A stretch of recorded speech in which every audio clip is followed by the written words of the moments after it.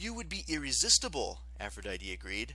Oh, dear mother-in-law, I'm so glad you came to me for help. I've been wanting to offer you some beauty tips for a while now, but I didn't want to overstep my bounds. It must be hard being such a matronly goddess without looking so matronly. Hera gritted her teeth. Yes, well, the belt? Aphrodite lent Hera the magical love girdle, and Hera had no trouble getting Zeus to make up with her. The way the poet Homer put it, she beguiled his brain. Personally, I don't like having my brain beguiled, but in case you're feeling bad for Zeus, don't. Occasionally, even he asked Aphrodite for help, and it wasn't for anything as beautiful or loving. You remember back in the early days of mortals, the Titan Prometheus gave men fire? Well, even after Zeus punished Prometheus by chaining him to the rocks and giving him a liver-eaten eagle for company, the Lord of the Sky was still angry. He looked around for other people to punish. Then he decided, you know what? I'll just punish everyone. All the mortals will suffer for accepting the gift of fire, and I'll find some sneaky way to do it so they won't blame me for their problems. I'll fix it so they blame Prometheus' family.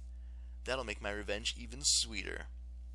Turns out, Prometheus had a younger brother, Epimetheus, who wasn't exactly the sharpest crayon in the box. Right before Zeus carted Prometheus off to Tortureville, Prometheus had warned his brother, Epimetheus, stay frosty. Zeus will probably try to punish you just because you're related to me. Don't accept any gifts from the gods. Frosties? Epimetheus said. I like frosties. You're hopeless, his brother grumbled. Just be careful. I gotta go. I got this thing with a rock and an eagle.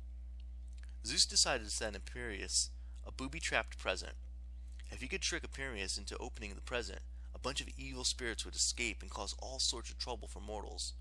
The mortals would always seek answers from the oracle, like they always did. The oracle would say, "Oh, it's Epimetheus' fault," and Zeus would have a good laugh. The problem was, Zeus couldn't get Epimetheus to accept any gifts. Epimetheus remembered his brother's warning and refused to take packages from strangers or gods. Zeus sent Hermes to Epimetheus' house with a candygram. No luck. Hephaestus dressed up as a cable guy and offered Epimetheus a free HD TV box with all the premium sports channels. Epimetheus turned him away. So Zeus became so exasperated he complained to the other gods. This guy, Epimetheus, I just want him to take a stupid present, open it, and unleash misery and death on the human race. Is that too much to ask? But he's so stubborn. Got any ideas? The gods shifted uncomfortably on their thrones. Finally, Aphrodite said, Lord Zeus, perhaps you should try a different approach, something no man can refuse. I already tried free cable, Zeus said, with the premium sports channels.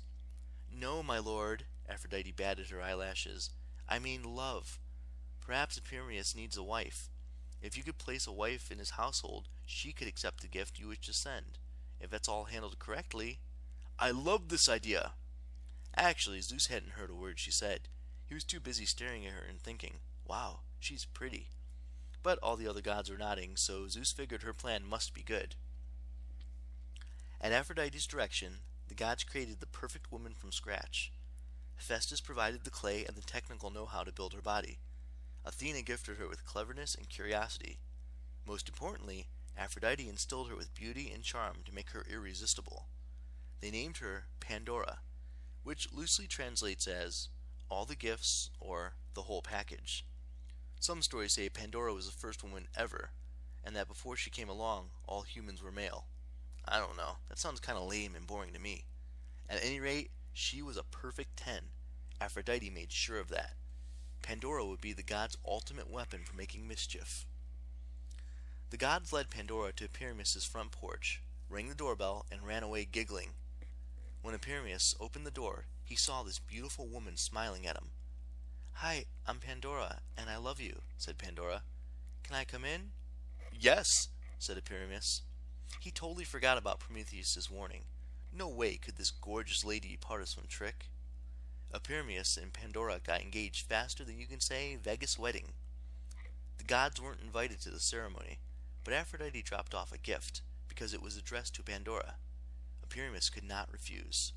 It was a large ceramic pythos, a big storage jar with a cork in the top, and a large white silk bow tied around the handle. Oh, honey, look, Pandora said. It's perfect for holding our olive oil.